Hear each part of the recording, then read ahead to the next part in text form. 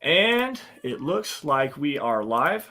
Give me just a couple of minutes, guys. Well, I guess not a minute, just a couple of seconds here, half a minute or so, 30 seconds ish, to get our Facebook groups in here and join up our entire wonderful Mile High Huddle community, waiting on some green check marks across all platforms. Mile High hello, everybody in Broncos country. Welcome into another episode of the Dove Valley Deep Divers podcast. I am your host, Lance Sanderson, and joining me, as per usual, is my good friend and colleague. He is Mile High Huddle's senior NFL draft analyst, the one and only Erick Trickel. Erick, camp's been going pretty decently so far. Obviously, we had the bad news with Tim Patrick, Demario Crockett, and stuff like that. It's been kind of a, for the most part, interesting way of going about things. No 7-on-7s, no 1-on-1s, a lot of teamwork, a lot of slow jog through days like today. So there's not a whole lot of information to come out from anything from today's practice, but you've been gleaning a lot of very positive information from people we've talked to, people from that I have talked to as well. How are you doing? And are you kind of absorbing everything organically and as quickly as possible, pretty much? Yeah, I mean, I'm reaching out to everybody I know to get any kind of additional information besides what's being put out on Twitter of how these guys are doing. And one thing that really stands out is how much the players seem to love the way that this coaching staff is doing things. They love these days where they're able to sit back and kind of have like more of a walkthrough type day. It gives their body a rest. And it's not, for me, it's not that big of a deal. They're still getting the work in. They're still, doing walkthrough. It's part of the installation of everything, of players getting used to it. I don't have any issues with it. I can understand to a degree as to why others do. But players love it, and players are very happy for it. I mean, Draymond Jones, he kind of poked fun at it a little bit yesterday. Somebody asked him about wanting to do padded practice, and he said every day, and then he's like, I'm lying. Kind of poking fun at that aspect. It's like, you don't want players to constantly put their bodies, like doing damage to their bodies in practice and stuff like that. So even though they're still practicing and working at it, it's kind of like a semi-rest day, which is, again, it's great to see. It really is. And honestly, it's kind of a breath of fresh air. And from what I understand, Nathaniel Hackett's kind of adopted this philosophy from not only just his last stop in Green Bay, but being back with the Jacksonville Jaguars before it, multiple stops across the NFL landscape. So for him to understand and really communicate with his players and show that, hey, we do care about your bodies. We do want to change the way that things are going. We're not going to slam and crack heads every single day. Like it is really a breath of fresh air to see just this change in philosophy. And it's a far cry different from what Vic Fangio was even doing over this last coaching regime. I mean, the other day, Dalton Reisner was talking about it on 104.3 The Fan with Stokely and Zach, and he said that, we would go 3 or 4 days in a row where we were just hitting each other super hard and just going hard. And by the time you got that third or fourth day, your muscles get tired. You just, the fatigue sets in. It turns into one of those dog days of camp where you just don't want to go out there. And the tempo slows just by itself organically because the players are tired. It's a huge separation from what we've seen even back 20 years ago, where it was padded 2-a-days out in the summer heat. And the players back then, there's a lot of players that have some issues with the way that some of these camps are going, but they understand and they wish that they had this similar kind of thing. So it's a lot of fun to see the way that this team is starting to work together. The leadership's starting to come together, and these players are really starting to appreciate what they're doing out there, getting the mental reps and stuff like that. So to me, I love what's going on here, guys. We got a great show coming at you guys today. We're going to continue our 53-man roster breakdown. Today, we're going to do the offensive line and interior defensive line only. We're going to do defensive tackles and stuff like that, separate the edges and the linebackers off. That'll be next week, and then we'll do the defensive backs after that. But before we get started, guys, we do have to give a huge shout-out to our newest sponsor, PristineAuction.com. Erick, what's going on with Pristine Auction? Well, how about this for a giveaway? A signed Javonte Williams helmet. We welcome Pristine Auction as a sponsor to our podcast. PristineAuction.com is the most trusted sports memorabilia auction site with an A+ triple B rating. Auctions on PristineAuction.com start at just $1, and each day there are over 1,000 autographed items available. So you win signed authentic signatures at affordable prices. Just last week, an autographed Justin Herbert jersey sold for $110. Deals like this are happening all the time on PristineAuction.com, and they have just about every player you can want, including Tom Brady, Patrick Mahomes, and so much more. Every item on PristineAuction.com comes with a certificate of authenticity from the industry's most reputable authenticators. Upgrade your collection of signed memorabilia today and get $10 off your first item Item 1, when you use code Huddle when you sign up. Again, it's pristineauction.com. Use code Huddle and you get 10% off your first item 1. And guys, that's not all. In addition to that $10 off on your first item, they're giving away a signed Javonte Williams helmet to one lucky listener who signs up using the code Huddle. Guys, no purchase is necessary. Just sign up, enter in your email and stuff like that. Go and shop and find some of the stuff. But guys, here's your chance to win. All you have to do is sign up on their website using the registration code Huddle to be entered. And all of our links are in the description, guys. You can check it out today. Please get after that. And thank you again, pristineauction.com, for sponsoring the show. We really appreciate everything you are doing for us. Now, with that, guys, we have some super chats. Got to say hello to everybody in the chat. We've got Phil jumping in here, not saying anything, just showing some love. And Phil, we appreciate you. Phil McLaughlin, that is. Robin, this is a new name to me. Robin Hayuton is a new name to me. So thank you, Robin, for jumping in. Nothing to say. Again, just showing some love, and we definitely appreciate that, Robin. So thank you very much. We've also got WTH First No Fear is jumping in here. Got a couple of questions that we're going to answer really fast before we get into the meat and bones of our show today. If I can find them, I got to keep scrolling. Lawrence Rivera, first things first, jumping in here, showing some love, saying, "What's up, guys? How much cap space do we have left this season?" Eric, you want to grab that really fast while I grab these questions from No First Fear?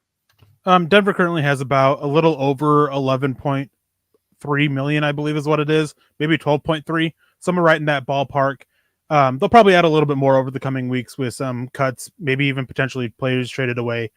But it's a good amount to go into the season with. I mean, teams typically look to have about 8 to 12 million in available cap space for, in-season signings, for injuries and stuff like that. So it's not a bad position for them to be in.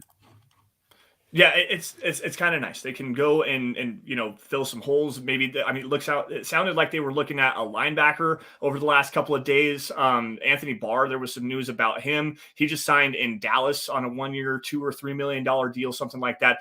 The Broncos have some cap space to go and afford to be able to do something like that. They've made a couple of moves already in signing Max Borghi the other day. They brought in Darius Shepard, who made a huge play on essentially his first play in practice, catching a 60-yard touchdown pass from Josh Johnson. So they have the flexibility to go and fill some holes if they need to. They maybe lose another guy to injury. Knock on wood, we don't want that to happen, of course. But if something like that does happen, they have at least enough room to be able to do that. I want to grab this question though.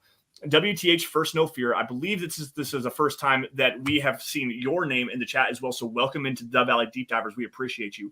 He says, "Good evening, Eric and Lance. I have 3 questions for both of you. We're going to get this first one and maybe get another one later, but not related to the topic today, but rather scouting. So first, what are your top 5 hardest positions to scout in order? Number 1 has to be the quarterback position. Eric, do you agree with that?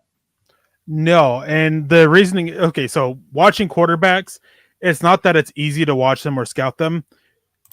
Safeties are the hardest position for me to scout because you need all 22 typically, and it's so hard to come by. Yeah. So without it, it makes it a lot more difficult. But inherently, trying to figure out the techniques and everything, like quarterback is, from that aspect, the hardest because you don't always know what they're seeing. You can make your assumptions based off the offensive line, but you don't know if they're necessarily seeing over that offensive tackle or what, or if they're missing that linebacker, they throw the interception. You don't know what they're seeing for sure. Factoring that in, safety is still a position that is still rather hard for me to scout. Same with cornerbacks. Those are 2 positions that I typically have a lot of misses on a yearly basis. But it's part of it is, not having enough all 22 and everything, but it's just one thing that it's a lot of feel from a lot of interviews that I've watched with them. It's a lot of feel with it for defensive backs, feeling that they're in the right place, having that feel for the receiver. The technique for it, I understand, but the intangible aspect of it, I can't get. Outside of that, running backs, I mean, you can see if they have it or not, but when you start leading to questions about their vision, it's a little bit difficult because it's the same thing with quarterbacks. You're not sure what they're seeing. Yeah, I'm there with you on safeties for the exact same reason. However, when you do find good tape, I played cornerback and safety I'm not trying to be that guy that I was obviously never a professional, but I've played that position, so I kind of understand a little bit more of the responsibility aspect and learning, your footwork, hip fluidity and stuff. I can see that just a little bit better having the experience of doing so. That said, it is so hard to do those guys because you don't understand exactly what their assignment is. You don't know their mentality of how they go about playing the position. You can see their techniques all you want to, but you don't know if they're supposed to pass off or they have help over the top or they think they have help over the top when they really don't. So that is a very difficult thing for me.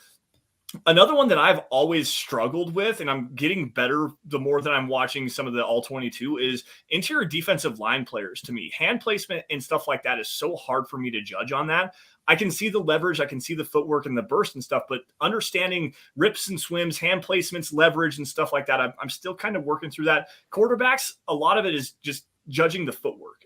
Like if they understand their footwork and they can use their footwork through the reads of their progressions, you can see their eyes turning, you can see their feet moving and stuff like that. You can kind of understand what they're supposed to do. But again, you don't really know this. Like you can see all this stuff on tape, but you don't know what's going through their head. And without that, you don't have a good idea of how they understand the game.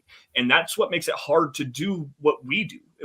Like even as I don't mean to sound terrible here, but as good as we are at doing this, it makes it hard to do that because we don't get to have that one-on-one interaction where we throw a play up on the board and say, how are you going to read this? What's your first responsibility? How do you change what you're doing depending on what your coverage is?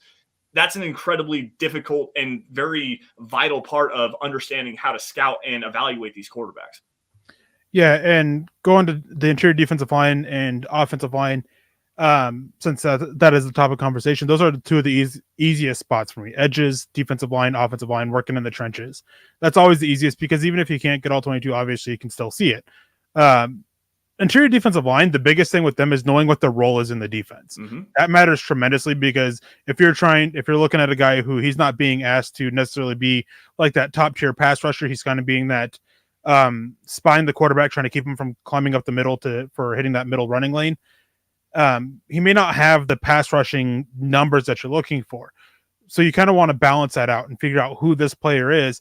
And then you got to look for those opportunities like, okay, hey, they're letting him loose here. What is it he can do as a pass rusher? Mm-hmm. So it's really fairly easy for me being able to, over the last 2 years, I think it was, getting into contact with some friends of Luke Polglaze.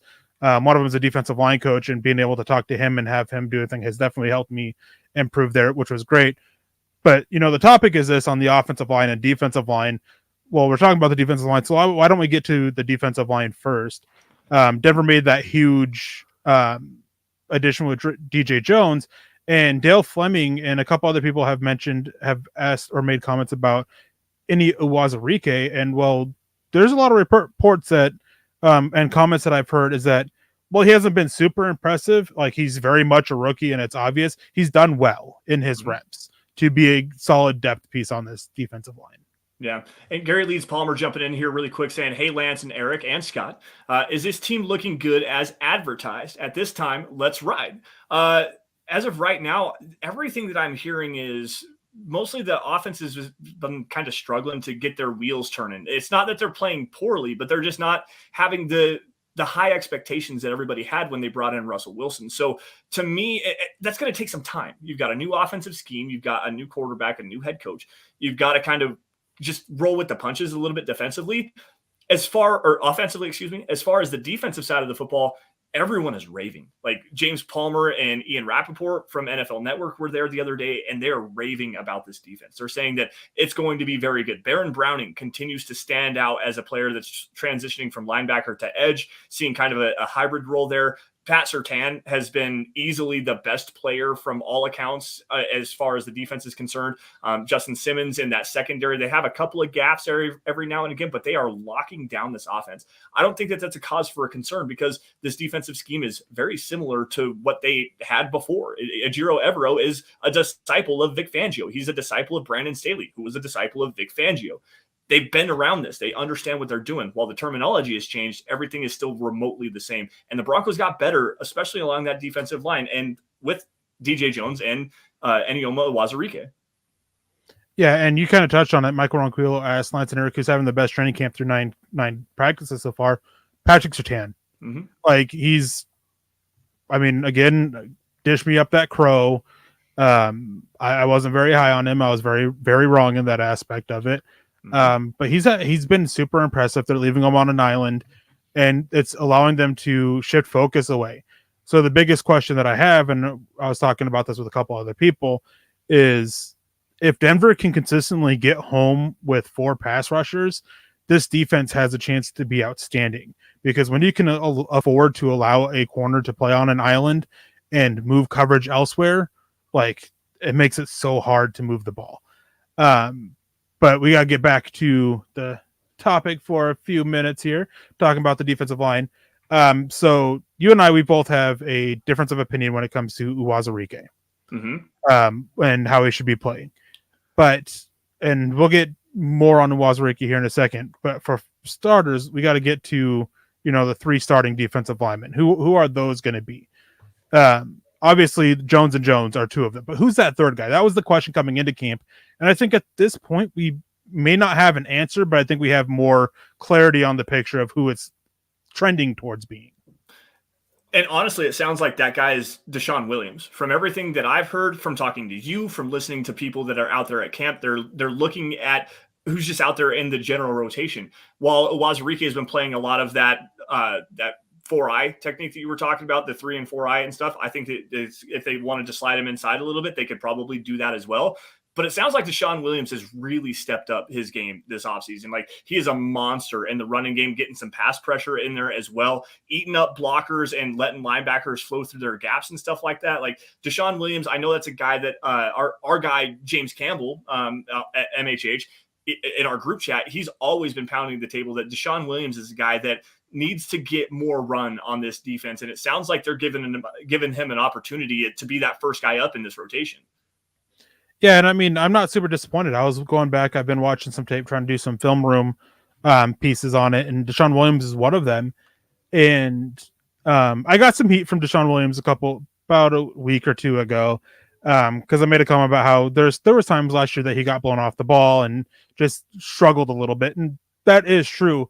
But I didn't realize how impressive he was at times in that, week 16 Raiders game. Deshaun Williams was devastating that offensive line. Yes, he was. He did so much to help out the other guys and to help out everybody else on that, clearing out space, running those stunts.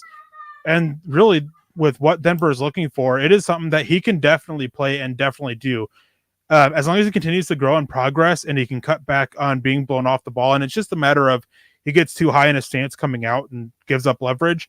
If he can really cut back on that, he could be a very solid piece on this defensive line, which is really just kind of what they're needing. It really is. And that's the biggest question, quite honestly, heading into the future. I mean, you've got Mike Purcell that's may not even make this roster this season. There's a good chance that he might be one of those cap casualties this offseason because he's so limited in what he does. He's a nose tackle only. He's a 0-1 technique nose tackle, and he doesn't do a great job of playing 2 gaps. DJ Jones does that very well. The one question I do have for you, Eric, because I've seen this coming out from multiple people, including Benjamin Albright and Ryan Edwards at KOA.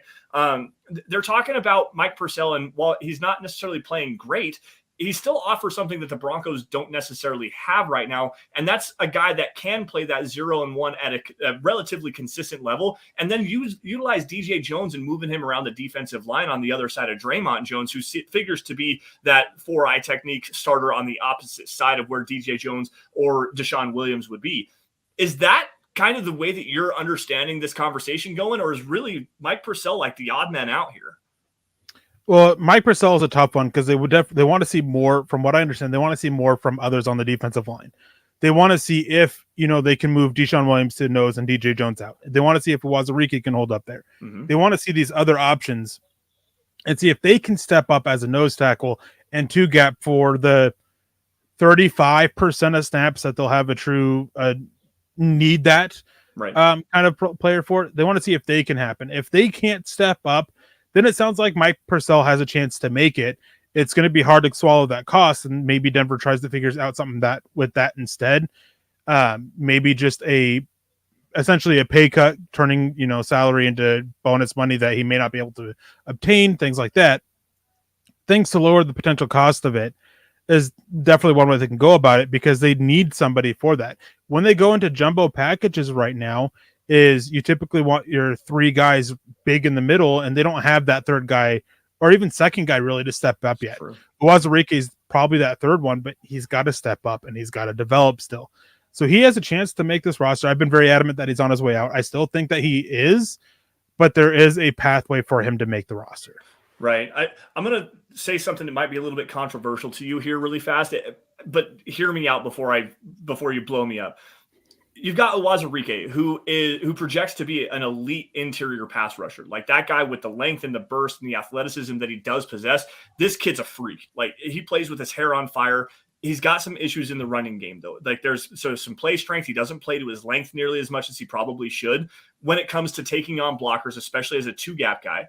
He gets pushed off the ball a little bit too easy. The Broncos have another guy like that they drafted a few years ago in McTelvin Agim, a guy he's a very good pass rusher. You can slide him all over the defensive line. They did that when he was back at Arkansas a couple of years ago, but he's never truly developed as that run defender that they need to have. When he's on the field in pass rushing situations, he's a monster. Again, another guy that plays with his hair on fire. So if you had to choose between one of the two, obviously Uwazurike is probably the way you're going to go because he is the incumbent draft pick. But what do you do with McTelvin and Agim right now? Like where does his role fill in on this defensive line? They both have similar issues. But he has similar issues, but the way you can use him is a little bit different. He's not a guy that you're going to be lining up as a 0-3 technique consistently. Right, yes. He's going to be that 4-eye, that 5 technique, which is where I think that Uwazurike's best spot is, but he has the size and enough strength to move inside a little bit. So you're looking at McTelvin Agim more for as a primary backup to Draymond Jones, whereas Uwazurike is probably more of a primary backup for the opposite spot where you want to be a little bit bigger, you want to be a little bit stronger, where Deshaun Williams is projecting to start right now. So I think those 4 all make this squad, with DJ Jones being that 5th one. The question is who is that 6th one for me?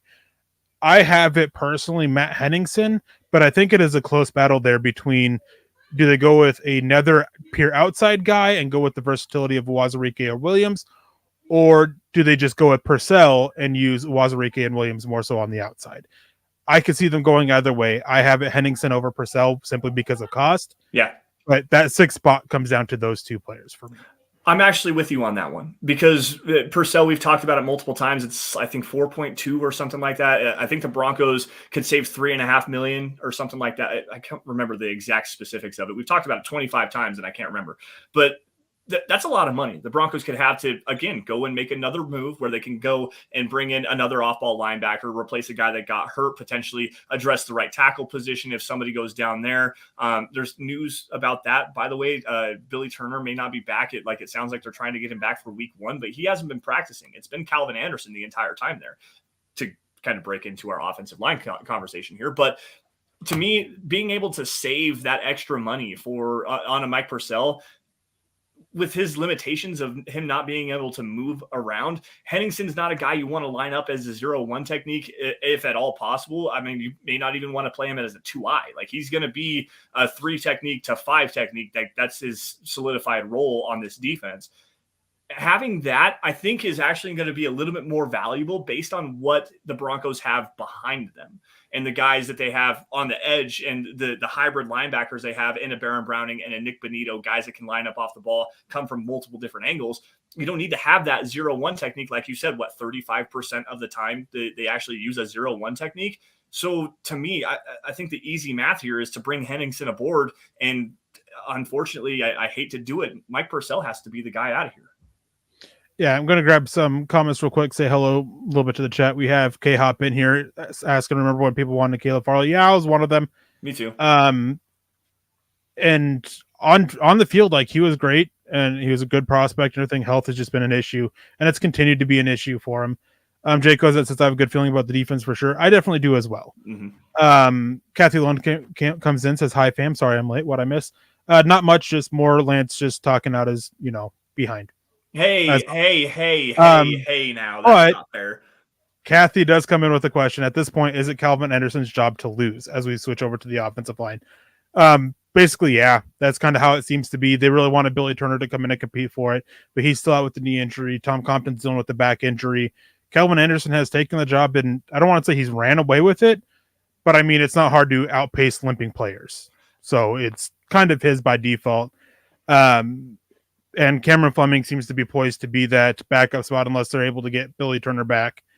But really, for all intents and purposes, the for all intents and purposes, the starting offensive line seems to be set. It's just now questions about what the depth is. They haven't formally announced anything, but basically looking at what they're doing in practice, there seems to be a standard top 5. Yeah, and Calvin Anderson seems to be that starting right tackle. Yeah. And I know that, Eric, you said it was kind of by default, and I agree with you on that, because there's not really any viable competition. They bring in Cameron Fleming late, and then they bring it. They have I think is Zach Johnson or something like that is another player, and he keeps jumping off sides. They have another player, Ben Braden, who they've been trying to play at guard a little bit, but he's been swinging around and kind of moving all over the place. But nobody's stepped up or stepped out and showed out. Calvin Anderson, while he hasn't been a guy that's like super flashy and like, hey, this is probably the future of the right tackle position, from all reports that I've heard, even talking with you, Eric, he hasn't been terrible. Like, he hasn't been a liability at the right tackle position. So to me, that is actually a big shining light for this offensive line, because we've been looking for a quality right tackle since Orlando Franklin left in free agency. Like, it's been before that, time. It was when they moved Orlando Franklin from right tackle to left guard. Exactly, yeah, and they had Ryan Harris playing there for a little bit. Like, it's been a while since the Broncos have had a quality right tackle, and if Calvin Anderson can show up and at least not be a turnstile liability like the Michael Schofields or the Menelik Watson injuries that you had. Donald Stevenson was absolutely terrible. Elijah Wilkinson, and I like Big Eli, but at the same time, he was not good at right tackle. Like, if Anderson is the guy that's going to take the job, then credit to him, especially with his story. That's like, he might be the most interesting man on this Broncos team. Yeah, I mean, it's definitely needed, as you said, that they needed to go and develop somebody for the long term, and he seems to have the best shot about it. That my question for it is, we've seen him at right tackle before, and it's been far worse than what we've seen from him from left tackle. Mm-hmm. So I'm still on that point of, it's great to hear that he's doing a good job in practice. I want to see him do it in game. I want to see him perform at this level, at this caliber in it. And as for the rest of the offensive line, it's pretty much the same. Garrett Bowles was expected to be the left tackle. Dalton Reisner seems set, barring any potential trade, seems to be set for left guard. Lloyd Cushenberry, he's still struggling at it, but it seems to be his job at center. Quinn Miner's at right guard. Luke Wattenberg is very much a rookie. He's struggling. Graham Glasgow, they seem to like to at guard and a backup center. Netani Moody, he's definitely getting run with the ones. There's no denying that fact. Mm-hmm. But everything I've heard is that there is a clear gap between him and then Miners and Reisner. There's a clear gap there. They still want to work on developing him for a little bit. And they're trying to cross-train him a little bit, of getting him settled down at both guard spots, because he definitely did far better at left guard than he did right guard. And so they want to keep watching that. Left tackle, the backup there. It's just going to be some moving pieces for it. So, offensive line for me, as I said, for the starting spot or starting 5, it's set, and depth seems to be pretty obvious, because it's a numbers game at that point. You can only keep 9 or 10 offensive linemen, really. So I think it's fairly set. And I guess the one question that I have for you, to break this up just a second, I want to go back to the depth here a little bit. With Compton and with Billy Turner being the guys that the Broncos obviously made as like the priority free agents to bring in to help bolster the depth, or maybe even potentially steal a starting spot. Obviously, they're injured, so you're not getting a good look at those guys. They're not practicing and stuff like that. With guys like Netani Moody, is he really taking advantage of the opportunity that he has presented to him, just because he doesn't have to worry about Tom Compton, who's a really good scheme fit, has played really well at guard, played really well at tackle, or a Billy Turner who can play 4 out of the 5 offensive line positions? Not having those two out there, are we seeing a little bit of false positives with Netani Moody as a guy that they might be looking to move forward from, is like, let's showcase him out here, get him out with the first team offensive line, kind of see how he works, and then we'll throw him out in the game. We have a valuable asset here as a guy that, has some experience in the NFL and might have a little bit of versatility. It's definitely possible. It just doesn't seem to be the case. It seems to be genuine interest of still working to develop Netani Moody. Okay. Because it doesn't sound like Graham Glasgow will be around after this year. It doesn't sound like Dalton Reisner will be in Denver after this year. Dalton Reisner being an unrestricted free agent. So it seems to be like, we want to continue developing him. We want to see what he can and grow in him, because next year he's going to have a big opportunity to be the starter at left guard, which is fine. And Netani Moody, it was when he was drafted, there was no question that he needed time. He played 19 games in college is all he played because of injuries. I thought It was 19 or 22. It was 20. I think it was 22. And played 5 games over his final 2 years. So he needed time. And we've seen it. We've seen the highs from Netani Moody over the few games that he started the last 2 years. But we've also seen the really low lows. Trying to work on that technique a little bit, improve him in pass protection. Those are musts. Still needs time for that, it seems to be. And then another name that's kind of being mentioned quite a bit is Quinn Bailey, and not sleeping on him potentially making this roster. He seems to be doing impressive job.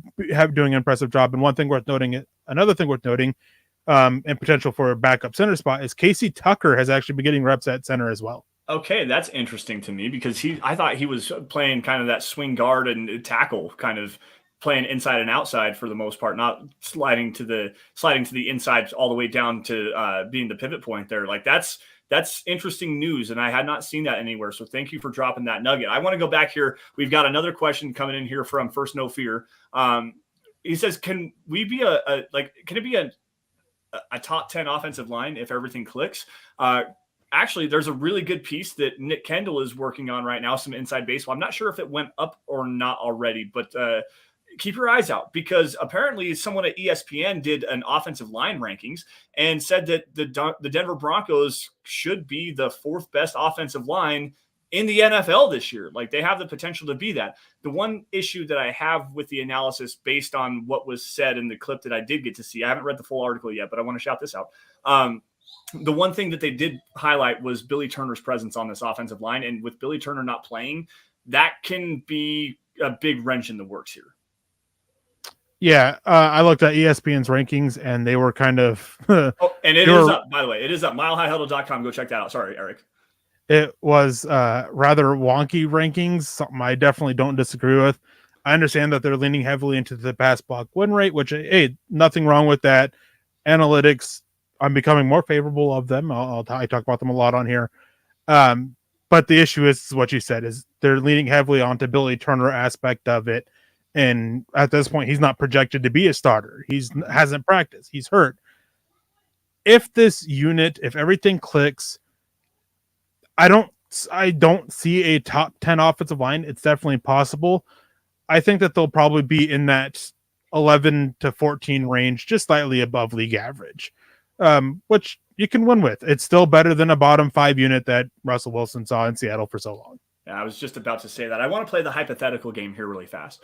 And I know that that's kind of tricky territory, especially with where we're at in camp. Obviously, you and I are not there, so we don't get to see what Calvin Anderson is performing at. But I want to play this hypothetical game because I think it's pertinent to this conversation. If Billy Turner were healthy, how would this right tackle competition be shaping up based on what you know of Billy Turner and Calvin Anderson coming off of last season's tape?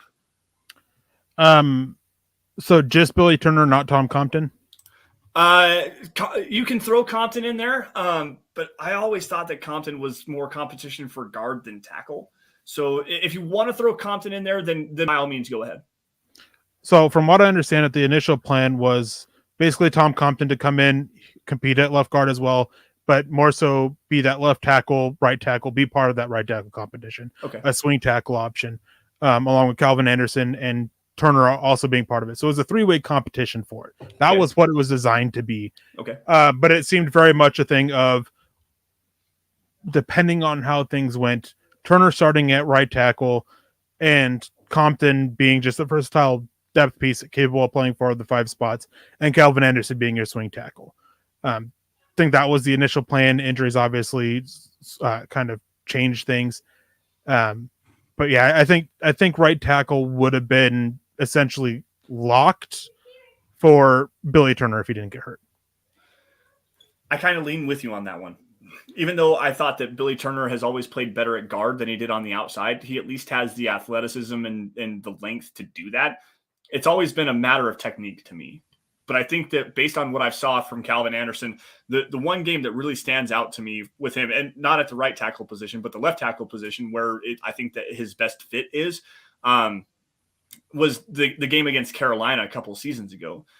he played pretty well on the left side, but when you play as badly as he did on the right side last season, and given Billy Turner's experience, not only in this offense, but just in the NFL in general, I think it would have slanted heavily towards the veteran presence. And I quite honestly think that Billy Turner, as far as a leader on the field, would have been a big boost there, because that's a guy that you can trust. Like, Russell Wilson has placed a massive emphasis on being able to trust the players that are around him, especially on the offensive line. Like, he's like, you can't have success offensively if you don't trust the players that are around you. So Billy Turner having that, 9 years, I think, in the NFL worth of experience, and being a player that has been pretty highly lauded for his ability, I think that to me would have been the way that this goes. There's a lot of comments out here about this linebacker conversation, talking about, like, is there a star middle linebacker in the game today? This is from Jeff Noyce here, Eric. Lots of names flying around here: Fred Warner, Devin Whites, Micah Parsons, and stuff like that.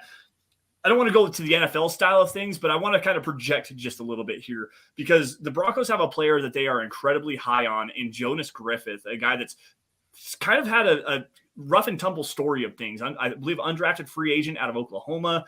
He didn't even get D1 college scholarship offers. He transferred from some no-name school. In fact, he was a basketball player, I believe, at Indiana State or something like that.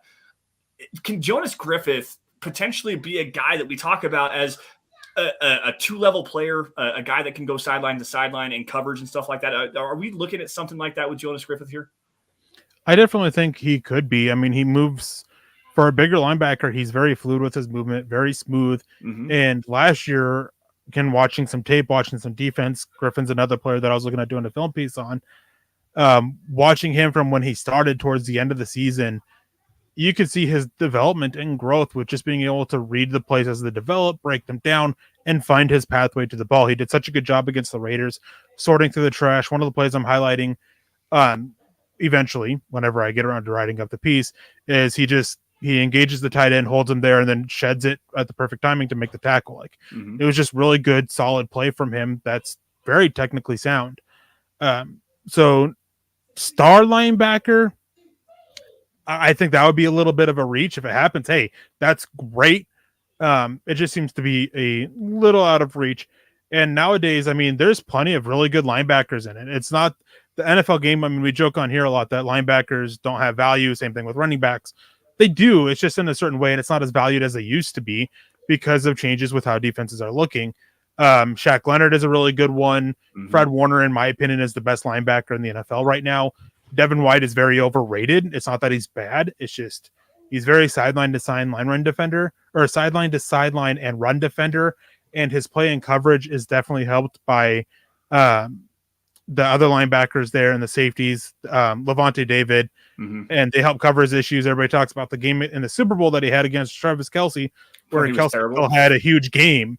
It wasn't White didn't do a good job at it, but he still is growing as a player. And he's definitely showing improvement. There's a lot of them. I mean, it's like running backs. There's still a lot of good running backs. It's just not as valued. When it comes to that second contract, that's where you see the lack of value really show up. How much are you willing to pay for that guy that you just don't use all that often or is so easy to replace? Yeah, I'm definitely right there with you. And I want to grab this comment from Michael Ronquillo because we got to shout out our moderator on the chat here in Dylan Von Arks. And he got kind of dragged on social media for this. And I'm not sure why, because I thought that the opinion that he had based on the article he wrote the other day was actually pretty valid. I think that there was a great overarching point I may disagree with a little bit, but Michael jumps in and says, I heard that the Broncos should trade tight end Albert Okwuegbunam for an NFL draft pick. Thoughts, Lance and Eric? And Dylan jumps in. He's like, I could take the hate, LOL. You're good, Dylan. I thought it was a very well-written piece, and I think that the reasoning behind your take was very well thought out. I happen to disagree with it just based on the current landscape of where we're at right now with the Broncos. Coming off of the obviously disappointing Tim Patrick injury, I think that having explosive playmakers that you can split out wide and guys that are incredibly athletic is a big thing right now for this current Broncos team. Eric, what do you think about Dylan's article? First off, I thought it was great. I didn't read it. I mean, I've made it on here, but made it known very multiple times. I don't really read the articles or anything like that. I don't listen to other podcasts really, outside of certain ones around draft time. But from a quick skim I gave earlier when we were talking about this, because of the hate that Dylan got, is that it was an opinion-based article and people were trying to act like it was, like reporting. And it's a fine opinion. Like, it definitely makes sense for Denver. They're in a tight spot when it comes to draft capital. Alberto Quabenham has some value, and he could potentially fetch a draft pick in return. Mm-hmm. My question is how much value does he have? And it just may not be enough to make that move, to pull that trigger. Right. I know that the Denver really likes him, and I know that they've been using him a lot out in the slot and even on the boundary, and he was asked about working on the boundary. And I think that one way that Denver can go and make up for the loss of Tim Patrick is 12, 13, 21, these different personnel packages, using more running backs, using more tight ends. And tight end is kind of a spot where they're 5 deep. If they're not going to keep all 5, like, it makes sense for them to look to trade one. Greg Dulcich is the rookie. Eric Saubert seems to be Russell Wilson's favorite, has a repertoire built with him. Eric Tomlinson and Andrew Beck, they have good versatility. They're good blockers. Well, Tomlinson's a good blocker. Beck has versatility to, stand out there as a fullback and do nothing. But Eric Tomlinson I really like Eric Tomlinson, and he has a spot on this roster as a blocker. So if they're only keeping 4, Alberto Quabenham's kind of the odd man out a little bit. But again, it just comes down to what is his value. I'm not exactly sure what the value is. Let me grab this really fast from Andrew Baker jumping in here. Last minute, guys. We got a couple more minutes. I want to dive into something else about this tight end position, but I got to grab this from Andrew really fast. What's up, Valley Boys? Scott and Broncos Country. Going to let my fandom breathe a little and enjoy the last weeks of summer. I'm with you on that one, quite honestly. I mean, we've done so much as far as breaking stuff down and covering the news and everything like that. But honestly, this season, I kind of want to not necessarily take a step back, because I'm always going to be the analyst part, but I do want to let my fandom breathe just a little bit this year, because there's a lot of optimism and there's a lot to really like about what's going on with this Broncos team, the direction they're going. They finally seem to be innovative and creative offensively. They've got a franchise quarterback. The defense looks like they haven't missed a beat. There's a lot to like about this team, and I'm excited to be a fan of the Broncos right now. Yeah, and one thing is like, it's a little bit more difficult for us, because while we're fans of the Denver Broncos, that's something that we have to put aside a little bit, because we're trying to give our unbiased takes. Because, our biased take is that every single player on the Broncos roster is going to be great. They're going to pan out. They're going to be stars in the NFL. Yep. Just not reality. Yep. It's not going to happen. And it's, for me in particular, is I've always strained myself to be as unbiased as possible when watching these players and be like, hey, that was a bad play, no matter what I think of them. I was a huge fan of Ntani Moody, and going after the Panthers game and talking about in his rookie year how much he struggled in that game didn't exactly feel great, but because I just want him to succeed and overcome all the injuries that he did. But yeah, definitely letting the fandom breathe a little bit. Like, I'm with you there. I try to let the fandom breathe a little bit. Lance is dealing with some, sound issues in the background, so trying to. Yeah, I've got kids outside. I was gonna say I've got kids outside playing with the dogs, even though they're not supposed to be doing that. So I do apologize for that, guys. It's unprofessional, and I will have some words with my kids just here in just a few minutes. But kids can be kids. Let them be kids. Yeah, they'll be kids. But I got to remind them, hey guys, wait for a little bit until Dad's done doing work, and let us have just a little bit of time here for a minute. I do apologize, guys, again. I want to go back to something you had talked. We've got just a couple minutes here. Try to go 3-4 minutes or so on this topic. You had mentioned something with as far as using more tight ends, and I've used that conversation as well. You and I bounced this conversation back and forth, utilizing 12 personnel, given what the Broncos currently have on their roster. Like, it's so nice to have multiplicity within the offense, and this offense does call for a heavy tight end presence, especially when it comes to blocking. Utilizing the 12 personnel package, where you can get 2 tight ends on the field, 1 running back, 2 tight ends, 2 wide receivers, or even 21. So 2 running backs, 1 tight end, and 2 wide receivers. I think that's a really good way to go about kind of mitigating the loss of Tim Patrick in this offense. And the reason I say that is because you can base so much and utilize the athleticism and the physical football ability of these players to take away and not get I don't want to say lesser player, but a player that is kind of a niche role in a KJ Hamler, where he's not going to play on the outside. Keep Jerry Jeudy, keep Cortland Sutton on the field. utilize some of these other players that can create some offensive mismatches and go in that direction. I mean, 61% of the time, the NFL is going into 11 personnel. Defenses are getting thinner. Why not attack it getting bigger? Yeah, and another aspect of this, and this is a conversation that you and I have had, and I've had with a couple other people about replacing Tim Patrick. The focus has been on replacing Tim Patrick with that same style of player, a similar build, and all that. You don't need to, not in today's game. Like, you can replace that in whatever way. Yeah, it's going to suck because he was pretty reliable to, go make the catch when you needed it. And that is what's going to be hard to replace. But you replace him by, just inserting a different type of role for it. Guys who can mesh well together, do different things, open up the offense in different ways. Having KJ Hamler and Washington line up in the slot and run speed crossers, like, hey, like one of those two is going to be put in an open spot. Like they're gonna get away from the linebacker or safety, whoever's covering them, and they're gonna get the ball or an opportunity in space. Did we lose you, Eric? Are you okay? Just a lot of like heavy thumps and stuff going on right now. But well, at first I thought it was we were having an earthquake because things just started shaking. But no, sounds like people below me are slamming doors shut. But as you said, another way is going bigger. 12 personnel, 22 personnel. You don't see that all that often anymore. In the Packers last year, they only used like 350 snaps with more than one tight end out on the field. So I'm not sure we'll see that, but it's not a bad way to go because, as you said, when defenses get smaller, you go a little bit bigger. They've talked about wanting to be a run game. Well, going a little bit bigger can help that. Create mismatches a little bit. You can use Albert Okwuegbunam outside on the boundary. You can use them in the slot. Same with Greg Dulcich.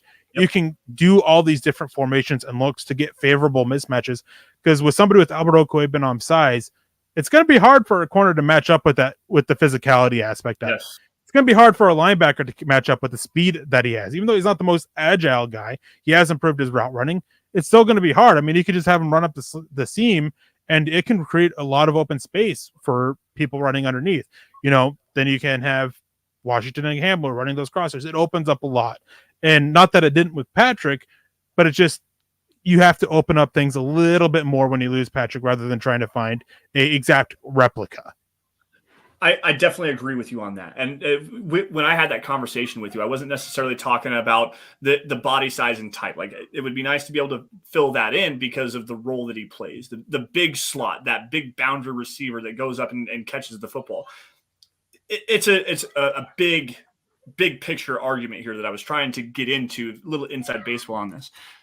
My thing is when you go out there and say you're running dice right, scat right, X stick, Tim Patrick's running a stick route. Who's going to be running that stick route now? Is it going to be Jerry Jeudy? Is it going to be Tyree Cleveland? Is it going to be Brandon Johnson, who seemingly has stepped up and shown out as a big physical catch body kind of a player? That's more of where I was getting at. Like, how are they going to go about this? Now, to me, I think that, again, it doesn't really matter. You're going to fit the scheme to do you're going to fit these players to the scheme, and you're going to make them like accentuate what they do the best. I'm just curious as to how that's going to be. And honestly, I think that utilizing Greg Dulcich might be a really good way to go about that because of his route running, his athleticism, his catch radius. He's a former wide receiver. Like, to me, that's a really great way to at least kind of replicate what Tim Patrick brought, because you're never truly going to replace that. There's no way. Tim Patrick's a dog. Like, that guy, he may not be great at anything, but he's really, really good at everything. Like, he's the most reliable receiver this team has had in the last 3 seasons. He's a great blocker, he's a great route runner, and he's a leader. And you're going to miss that heavily on this team this season. Yeah, Del Fleming came in and asked about Seth Williams. Seth Williams is fighting for a roster spot. Yep. By all accounts, it's that he has been really disappointing through camp so far. So we'll see what happens. He's got the size. He's plenty physical. His route running needs work. There's still plenty of time left. And who knows when pads come on for preseason games, what's going to happen. But right now, it's at a point where he has to step up to make it, or else I'm not sure there's a practice squad spot for him even. Yeah, I'm with you on that one. Guys, I think we're pretty much done here. Want to just give some shout outs to everybody again that jumped in. Dale jumping in saying, great show, Lance, Eric, Scott, and Dylan. As always, thank you for the fantastic discussions, Broncos country. We truly are the greatest fan base. You guys are the greatest fan base. You guys are the best community that we could have. Like, honestly, you guys drive us to be better. Kevin G jumping in last second here, guys. $2 super chat. We really appreciate you, Kevin. Why don't you see running backs like the bus anymore in the NFL? You do. They just don't last that long, really. I think the closest one now is what's his name? Ramondre Stevenson. Yep. It's just that the game has changed. Space is a bigger thing. Space is more important. And Jerome Bettis, as good as he was, it was a very certain style that isn't the best fit in the modern NFL. Yeah, Jerome Bettis was a baller in pass protection. He was really hard to take down. He wasn't the best receiver, but, I mean, he could still do it. 250-pound running backs are a dying breed in the NFL. Same as 260-pound linebackers. Like, you just don't see that anymore, other than edge defenders. So, anyways, last couple of things here, guys. Michael Ronquillo saying, great show tonight, Lance and Eric on DVDD. Let's ride and go Broncos. Got to say hello to everybody else here. Obviously, Dylan Von Arch, Jay Kozad, Kevin G, Mike S as well. First No Fear, again, thank you for joining us. Robin, again, on Facebook, the first time that we've seen your name, so thank you very much for joining us as well. Guys, with that, we're going to get our way out of here. Make sure you guys are following us on Twitter by finding me at Sanderson MHH, and for Eric at Erick Trickel. Also for Scott at Scout Kennedy. Guys, also our Twitter account, the DVDD_pod, is a great way to keep up with what's going on with Dove Valley Deep Divers, what we're talking about every single Friday. I've got control of that thing again, so I might throw some takes out there if I can convince Eric to allow me to do that without making him look like a fool too. But also, guys, at Mile High Huddle, breaking news, analysis, anything regarding your Denver Broncos, film breakdowns, opinion pieces like Dylan's piece. I've got a couple pieces up right now. Eric obviously puts something up damn near every day. Great way to keep up with what's going on, not only at milehighhuddle.com, but with the Denver Broncos in general. Guys, huddlepod.com. Get your merch, guys. It's a merch tent, hats, t-shirts. There's coffee cups, anything to suit your fancy, something for the guys, something for the gals. Get on over huddlepod.com. Great way to show some support for the show. But guys, if you're not financially able to do so, the three things that we show at the end of every single show, down on the bottom of the screen, the ticker is first things first, subscribe to Mile High Huddle on every Facebook or every platform, where you guys get your podcast, YouTube, Facebook, Twitter, Twitch, Spotify, Apple Podcasts. Subscribe to Mile High Huddle. It's a great way to support the show. It helps us out so much more than you guys even know. Like every video you guys see. And if you love it, please share it. Share it out really fast, quick and easy. Throw it out there. Hey, listen to this. It helps us so much because it gets more eyes on what we're doing here. And without your guys' support, we couldn't do what we do best, which is cover your Denver Broncos. Now, with that, Eric, I'm going to hand this off to you here really fast. You got anything else you want to grab really fast? Any last words, man? No, I mean, it's season's right around the corner. I'm super excited, and I hope everybody else in chat is, and we'll see you guys next week. Yeah. Football's here, guys. The Hall of Fame game was last night. I don't know who won. I was bowling. I guess you could call that bowling. I bowled really bad last night. But football's right around the corner, guys. Did you break 100? I broke 100 all three games. But did you break 120? My average is 202. Yeah, my average was like 87. So yeah, I averaged 202. I shot 139, 160, 194. It was bad. It was really bad, guys. But anyways, no, football's right here. We've got right around the corner. The Broncos play next week, so we're going to do a breakdown a little bit, what we might see. Obviously, talking about the off-ball linebackers and the edge defenders and stuff like that is the main topic of conversation. But the Broncos have joint practices with the Dallas Cowboys leading up to the game on Saturday. So we're really going to get a good look at what this Broncos team looks like, or at least the depth of this team on next Saturday, August 13th. But with that, guys, we have to say goodbye to each and every one of you. Thank you all for joining us on Dove Valley Deep Divers. You all stay safe and take care. Have a great weekend. And as always, go Broncos. We'll see you